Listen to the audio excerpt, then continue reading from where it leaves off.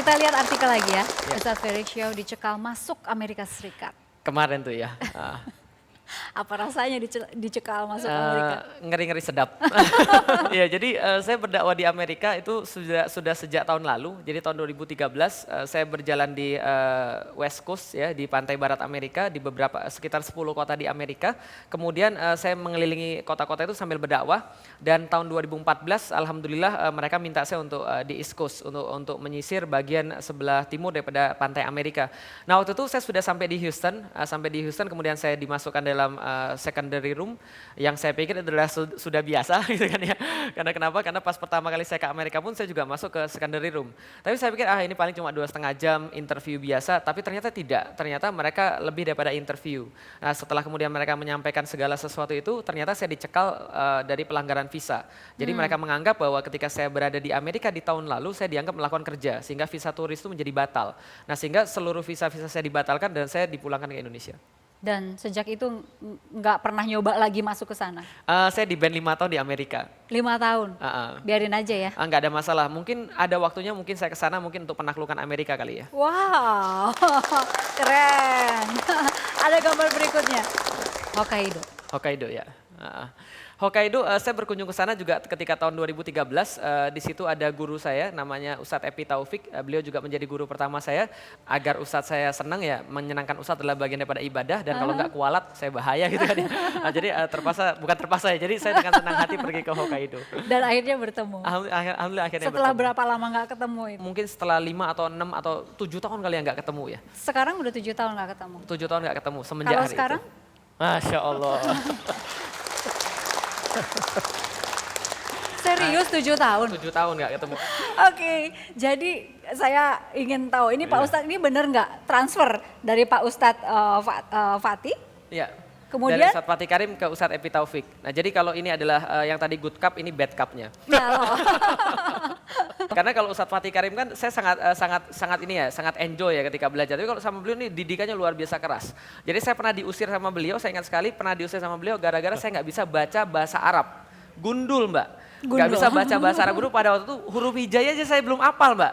Wow, Pak Ustadz kenapa diusir? Ya kan namanya orang belajar gitu ya. Ya, tapi mungkin ada cerita yang lebih menarik sebelum itu. Entah mengapa yang terlintas dalam pikiran saya, langsung pertama keluar, antum sudah sunat belum? Saya bilang. Jawabannya adalah? Belum, ya. Jadi saya bilang, antum sunat dulu baru ngaji sama saya. Keras kan Mbak ya? Ya setelah itu kita mulai dan saya masih ingat waktu itu memang, saya sendiri jadi tertantang. Karena beliau ini baru masuk, belum lama masuk Islam, saya keturunan gitu ya, dari lahir masuk Islam.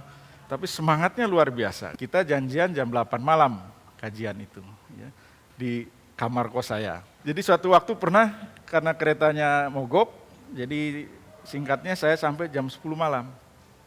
Beliau ini masih menunggu. Berarti udah berapa jam itu? Iya, 2 jam menunggu. Ya. Pas juga saat itu mati listrik.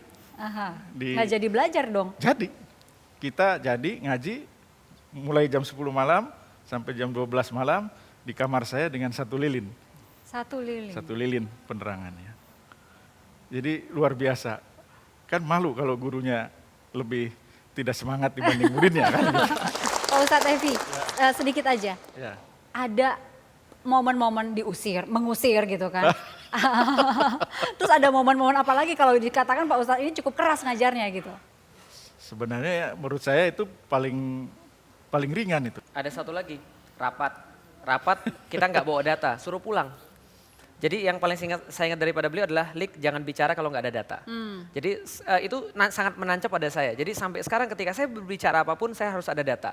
Saya nggak mungkin berbicara kalau saya nggak punya basis data. Nah karena itulah kemudian ya mungkin karena beliau pendidik, basis sains, kemudian penelitian, nah itu kemudian saya ambil banyak daripada beliau. Baik, sekarang dua-duanya ada di sini. Ya. Mungkin ada sesuatu yang ingin disampaikan. Beliau ini kemudian saya katakan bahwa ketika saya harus berhutang pada 2 orang, maka saya berhutang sama Ustadz Epi Taufik dan Ustadz Fatih Karim. Karena beliau inilah membentuk dasar-dasar saya sebagai seorang muslim. Berhutang itu dibayar dengan cara apa dong? Masya Allah, saya pikir mungkin mudah-mudahan doa saya pada Allah untuk mereka berdua cukup. Amin. Kami masih memiliki beberapa segmen lagi ke depan ya. Untuk Pak Ustadz, terima kasih. Iya, sama-sama. Kami kembali saat lagi. Kita telepon bapak saya dan saya bilang, Pi, Felix di depan Ka'bah. Dan kemudian kita mendoakan bahwa dia akan masuk Islam. Ya sesuatu yang mungkin pada saatnya Allah lebih tahu kapan itu saat yang lebih tepat.